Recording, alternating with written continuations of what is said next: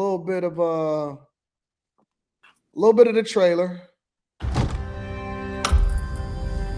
I always thought just being ready is the point. It keeps the villain in check. Keeps the world straight. They see how prepared we are. No one starts a nuclear war.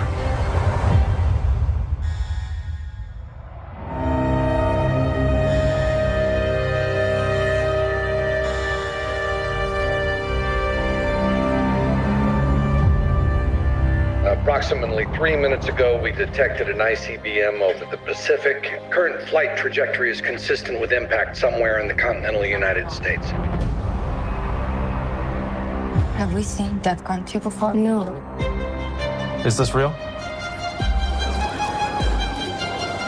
Stratcom is asking for launch instructions right now. I'm gonna need you to breathe. We are talking about hitting a bullet with a bullet. So it's a fucking coin toss? That's what $50 billion buys us?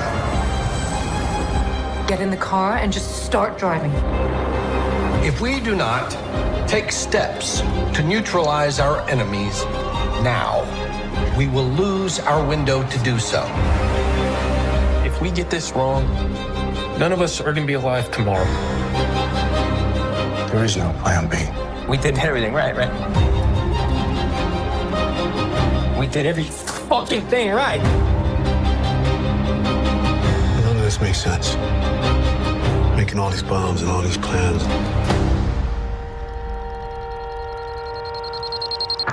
The walls are just ready to blow. So I'm gonna leave it there. Y'all can catch it on Netflix. That was the trailer for it. I'm gonna start off with Miss Sanchez as usual. Then we're gonna go Lex and we're gonna go Slimmy, and then I'm gonna get mine. I had to start this movie over like 3 times. Why? Because I could not get into it for some reason. So when I finally watched it the last time, I saw that it showed it and it was telling the story from different people's standpoints. I thought it was I'll going to be be right good. back. Y'all keep going. Go ahead. I thought it was going to be good because they had the actor in there from Twister and Transformer, and I like him, but he really didn't play like a big role in it, for real. And it just led us up to nothing. However, if you listen to the end credits, you do hear some booming in the background, which kind of makes you think, okay, did the explosion go off? Did the president not make it in time? So it left you wondering, but other than that, I wasn't too interested. It was just okay. It's a 5 for me, 5.5.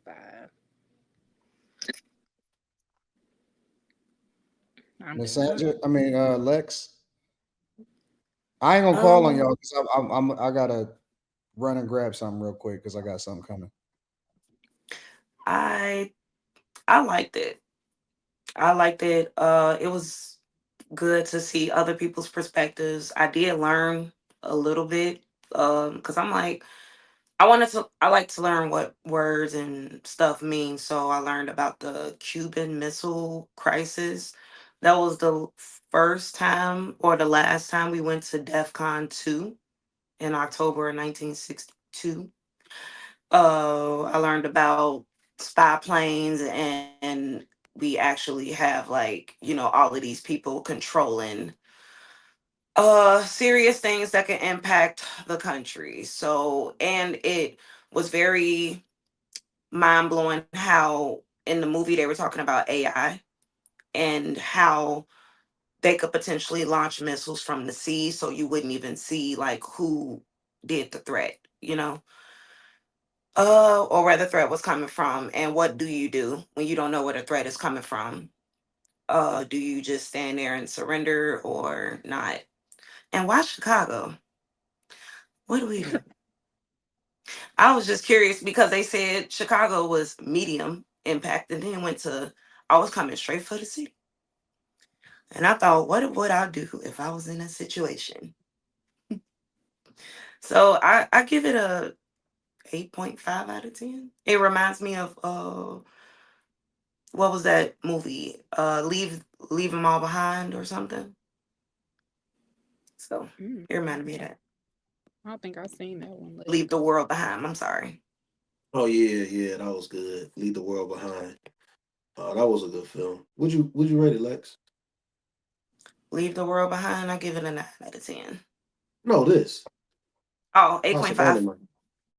You gave House of Dynamite 8.5? That's Oh, okay. I actually was interested when I first. Did you catch the end credits? So you don't notice how Netflix, when Netflix goes off, they usually put up, did you like this movie? Or they put up other movies down there so you could select the next one. Well, this one, they actually let it go on. And that's when I heard the bombing sounds. And I'm like, okay, so did anybody else hear it or no? I ain't gonna lie to you. I didn't make it past that. You didn't make it? I didn't make it past the last scene. Like when the dude falling on the ground and they show the bunker, they show them going into the bunker. I don't care. I don't care, And they man. really do have bunkers in the mountains for backup. Like, I looked all it up. I'm like, wow. I guess I like realistic, somewhat semi-realistic movies or things that are like a threat to the world ending type of movies. I like apocalyptic movies. I love them. However, I got no reward from this. I understood your car said, like it was taken from vantage point. Um, but man, I ain't gonna. That there's no way you could get. I don't see how they gassed this movie up like this, and it was nothing. Did they gas it up? I didn't hear about it until you told me. It was nothing. It was Oh, nothing, man. It Slimmy, was can I nothing. reply to this comment? Yeah, go ahead. Will Nola, that means you're not a Marvel fan, because if you're a Marvel fan, you always stay to the end credits to see what's gonna happen, because there's always something popping up. So sometimes staying and watch the end credits is a good thing. You know what's coming. You know what happened after.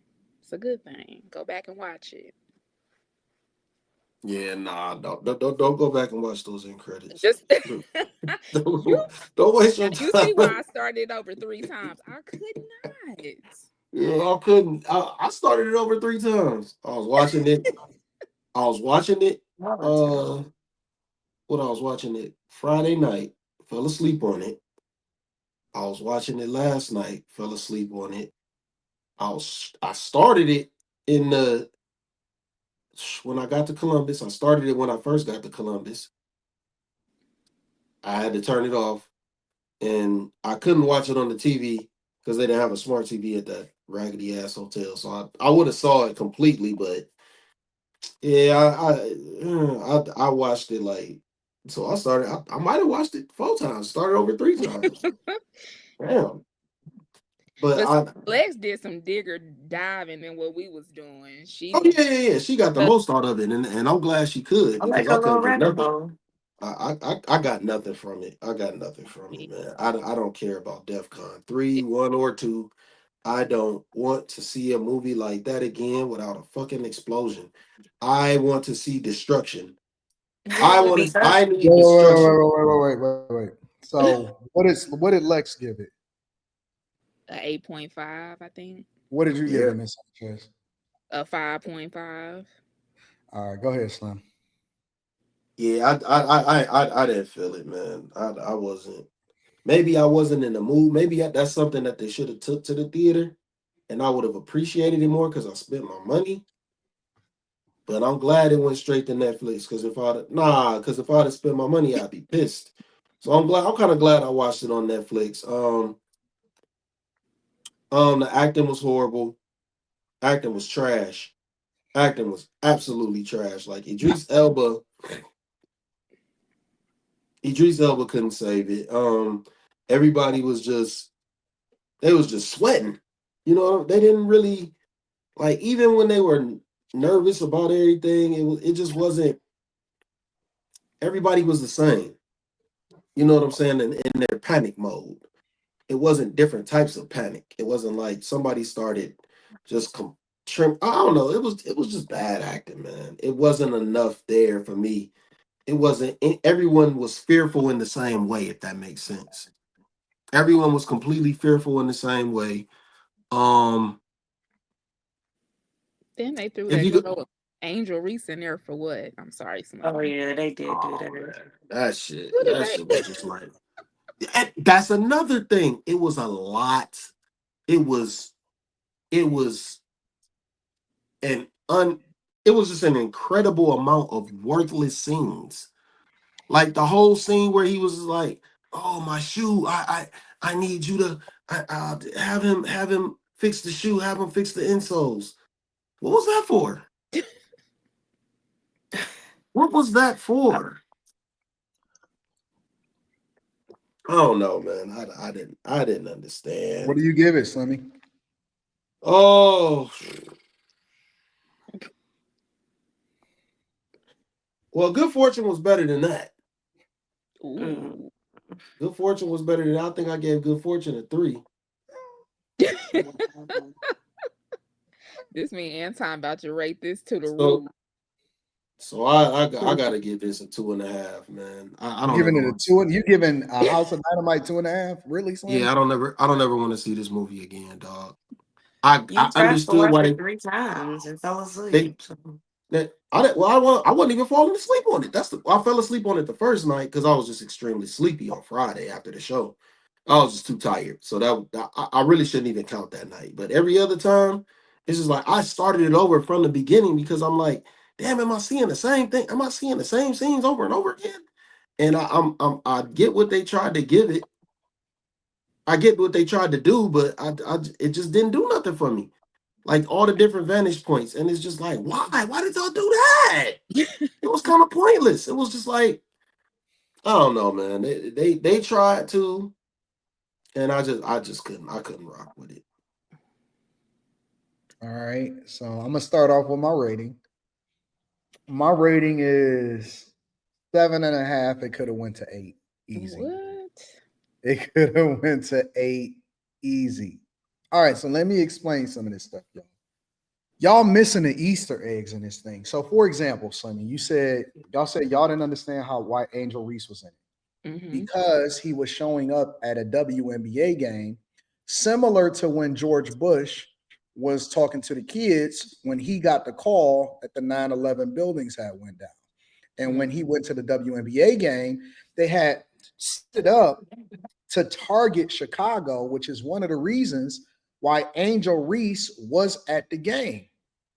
That's the reason, is because it was being targeted where he was at in Chicago. And so he was at a major event. And one of the things they wanted to show was the dynamics of what was going to happen if you got that type of call. What happens? What does this look like? And then how would the Secret Service or how would the people actually have to deal with it? Because he was already under duress. His wife was over in Africa, right? And then he's making split-second decisions while at the same time he's specifically in the place that's being targeted for the nuclear warhead to hit with over 9 million people in that area. And so when you start to put it together, that's why the symbolism is to show you not that Angel Reese was in it, but Angel Reese is a significant person playing for the Chicago Sky in Chicago. Makes sense. You see what I'm saying? Mm-hmm. So you gotta, the beauty in this movie, right? The only reason I gave it lower is because I hated the ending. I hated that they left me at a cliffhanger, which I already knew that they was gonna do that anyway, because I seen how much time was left on the movie, and I knew they couldn't give me anything more than whatever it is that maybe they ran out of money, right? But they pieced it. It's an original fucking concept, so you got to appreciate that. Then they pieced it together similar to like the Crash movies or whatever, right? Where you don't really understand it fully because you got to wait to get it from the president's vantage point. Then you got to wait to get it from where they was controlling whether or not they was going to launch it from the nuclear facilities perspective. Then you got to get it from the perspective of the people that was trying to intercept the missile. And you had to get it from the people, that were on the ground and in it, but then they couldn't tell their families.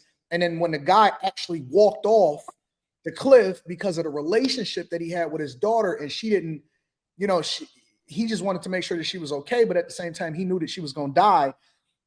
people don't register with that because it showed the social dynamics of how we don't appreciate each other. But then at the same time, it's a what if.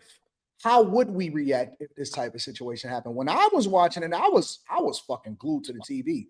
I was like, oh shit, like what if this really happened? You know, and then they brought in the dynamics of how much we spent on defense, but then it was only a 61% chance. And you know, having to trust other, you know, when he was depending on the guy to talk to the Russians, and then the Russians was talking to the Chinese, but then he only had 8 minutes to be able to make a decision. And so all of that shit, that was they built the fuck out of them characters in a short amount of time. And I thought that Idris Elba did an incredible job acting.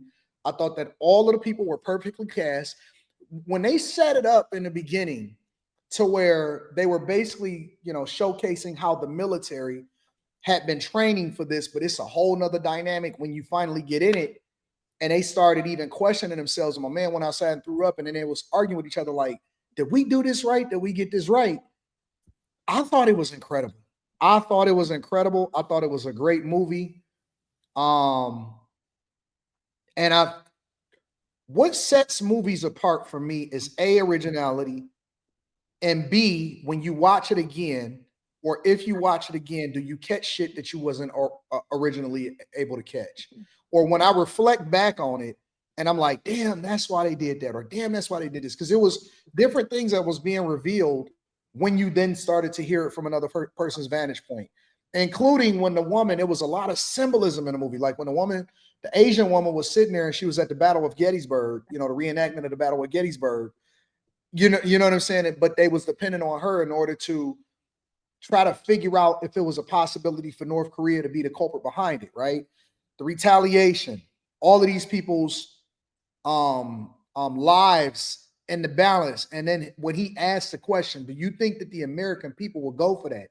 The whole dynamic between politics versus saving lives and showing strength and having to make that decision, right? The stress.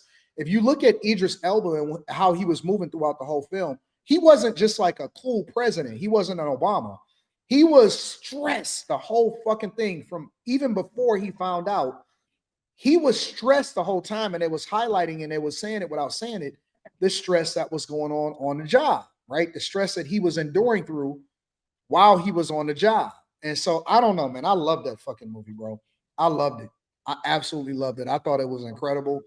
I hated the fact that they left it at the ending. I don't know why they did that, but I loved it. I absolutely loved the movie, and it was so many Easter eggs and so much symbolism. Even him calling his wife, right, and putting everything on hold with less than 2 minutes before it actually hit, and him having to call his wife before he making the decision to retaliate when they didn't even know who the people were that had launched the missile, you know, in its initial phase. All of that shit. That was beautiful, bro. It was beautiful. It was beautifully cast, in my opinion. It was beautifully put together. The different scenes and getting it from because see, if we only seen it from, let's say, from the commanding station of how they were trying to figure out, well, listen, they, you know, we did seize their yachts and they are scattered about. And Russia is stressed the fuck out and all of this stuff. When you looking at it from that vantage point, you like, yeah, you got to retaliate. But then you start seeing it from the vantage point of the guy that was inside of the room that was talking to the Russians, and you seen it, you know, heard the Russians, you know, interacting back and forth, and that they were fearful. And so everybody, the beauty of the movie is this, and this is what y'all had to catch. In the very beginning of the movie, when they gave you the synopsis of what was about to happen, they said that there was a time where we were looking to de-escalate by actually getting rid of all of our nuclear weapons. And then at some point, we decided the other way. That was the very beginning of the movie. At the end of the movie, Idris Elba said it. He said, listen, we spent all of this time and all of this money building up all of our arsenal to put fear in other people so that they wouldn't attack us.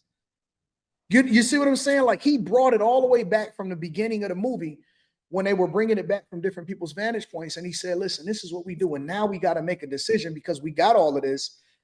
and we got the balance of the world in our hands of what we do as far as if we retaliate and we don't even know who the person is that launched the missile attack. Well, Like did they ever? It foreshadowed what the decision that was going to be made at the very end, but you got to watch it all the way to the end in its entirety to catch the concept of why they put it together in the first place. Yeah, because he said that we did all this to make the House of Dynamite. He says that. But then he brought the symbolism back and he said, and we're living in it. We're living with it. We didn't build the House of Dynamite just to prevent it. We also are living in it. Yeah. Dog, that movie was sick, bro. I love that movie, bro. No, I like it. But did they ever expose who No, they didn't. See, it's all you can hear is the bombs going off as the credits and the end credits. That's all I could hear, which makes me think they didn't save it, but we don't know. Because y'all had to catch it. Y'all had to catch the Easter eggs. They were telling you, they were putting different Easter eggs in the movie throughout the movie, and they were in all of the different scenes. Even when remember when he was talking to the Russians, and in the middle of it, he was like, "He was 5 months." Yeah. But that was influencing his decision-making ability, and so when they were going to DEFCON 1. And Idris Elba was like, listen, I don't give a fuck. Just tell me what it is that I need to know. Be honest with me. It's the dynamics between politics and personal relationships and letting that influence, if you were really going to tell them the truth versus if you were just going to let your own self-interest take over when you got 9 million people that was about to die. Yeah. And I think the one dude he was on bombing for sure. The one general, I think, he was on bombing. He wasn't playing no games. He was just like, no. He was like, we he didn't care who sent it. He wanted to retaliate. I thought it was a great movie. Even the dialogue between Idris Elba and the guy that was giving him the map, instructing him on how to go about activating and then launching the nuclear codes. And Idris Elba and the dude did like this, and he was like, talking to him, asking him, what is God telling you? I go to church. I just haven't been in a long time. Yeah. And so it was, man, Slim. No, that's the part that I thought was the bad actor. That was great. That's the part I didn't like. I was just like, come on, man. Oh, also though, I was looking at the time that was left, and I'm thinking, it's not that much time left. Why the fuck are we still talking? Why aren't we getting any closure? So, closure from the other movie, The Long Walk. So, yeah, but it's a little different for me because they actually showed more of a possibility than House of Dynamite. They showed more of a possibility. Has multiple possibilities. What do you do to a ballistic missile launching from nowhere, and you trying to figure out, do you stay there and look like a B word, or do you hit somebody who you think is possibly an enemy? On top of that, what do you do when it's something so catastrophic as far as hitting one of the major cities in your country? That's multiple possibilities. No, I didn't say it didn't, but I love The Long Walk resonated with me more. It just resonated with me more. Because for one, I was captivated during the movie more, so I was more invested. I was way more invested. The dialogue to me was better. The acting was better. And I don't really want to try and compare movies because they two totally different movies. They just happen to have endings that let you interpret what you want. But what I got from House of Dynamite, I just see them going into the bunker. I don't know who actually got into the bunker. I don't know anything. I know nothing. I just see a dude laying on the ground upset. So it's just like, I don't know. What would you do if you felt like you were responsible for 10 million people about to die in less than 6 minutes. And the fact that they launched it at the Chicago, actually, I'm gonna give it an 8 now instead of a 7.5. You give it higher than Tron? Woo! It was a great active movie, bro. Woo! 2 different types of movies. I gave Tron an 8.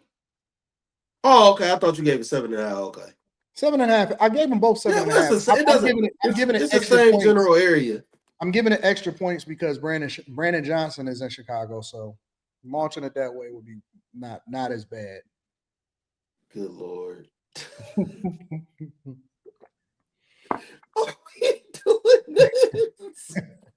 JB Pritzker, Brandon Johnson was there.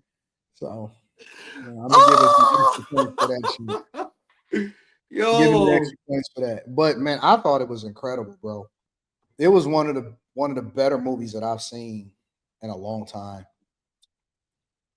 Yeah, we just gonna agree to disagree on that one. I can't. I can't believe we're this far apart. Oh my God. I won't watch this one again, bro. I won't. You got to watch it straight through, man. It's great. It's so great, bro. I might revisit it again and give it another review, later on down the line. But right now, I'm so disappointed. I can't do it right now. It even made me start re-questioning things, bro. Like what? Just how fragile life is and how much we put our fate into people's hands, like politicians. Oh, yeah, for sure. But we don't take seriously the political aspect of things. And these are the people that determine retaliation, life, death, all of this stuff. And it made me think about the stuff that we don't see that happens behind the scenes that's probably prevented every day, that we just not privy to, that we not even aware of. We kind of like children, in a sense, voting on what kind of parents we want. But the reason that I say like children is because our parents don't always tell us everything that they saving us from. But we get to vote for our parents. It's crazy. You know what I'm saying? It's a crazy thing, bro. It's interesting, man. Somebody like said all of Chicago. I would say step parents. Like all of those step parents in that film, they woke up that morning, and then by that afternoon, their life was completely different, and they couldn't even get in touch with none of their loved ones. Oh yeah, that was crazy. No, that one lady, she was trying to convince the dude. She was like, "This will be the second most,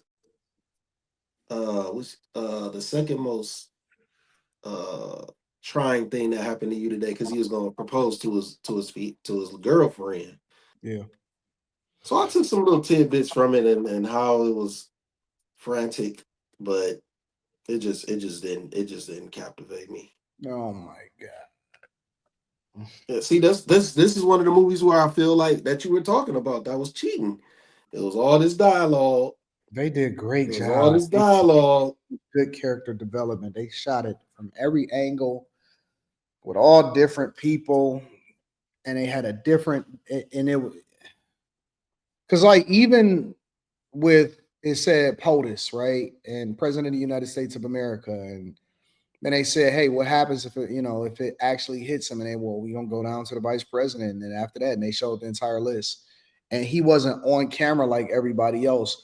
And then they were showing the guy walking with the AirPods in on the camera, but then it was showing why he was walking with the AirPods in front of the camera.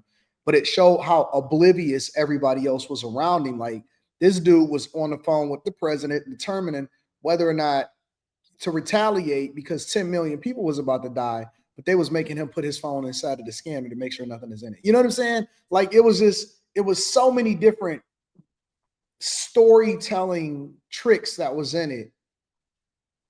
And I don't like for them to just tell me, hey, this is why this is happening. I want to discover it because you told a phenomenal story. Now you about to make me watch it again. After I said I wasn't gonna watch it again. I like that outlook. It was great, That's man. exactly After how I said I wasn't like gonna watch it again. No, wait a minute. I'm like, I can't wait to see the other person's perspective because that was that. Yeah. He was running when they kept showing it, they panned it to the screen, right? President of the United States of America wasn't on camera at all. It was just black. Yeah, you didn't see him for a while. The other guy that was below the President of the United States of America, that the President of the United States of America was talking to get the insight of whether or not he should activate the nuclear codes, he was running back and forth, and then he had the AirPods on, and then he dropped off, and it was because the people that had no clue what was going on were the ones that was making him check his shit in. When you heard them scream on the phone, it was like, no, wait. And the dude actually committed suicide. Yeah, and he talked to his see, daughter. they didn't know that he had committed suicide, but he walked off the fucking building. Mm-hmm. He didn't even say anything to his daughter, like, get out, get away, because it didn't even matter, because it was nothing that they can run from. I'm gonna go watch that again. No, because I did not catch that part about. I did not catch that part. I didn't catch that whole thing of the phone and stuff. Man, that movie was well written, Slim.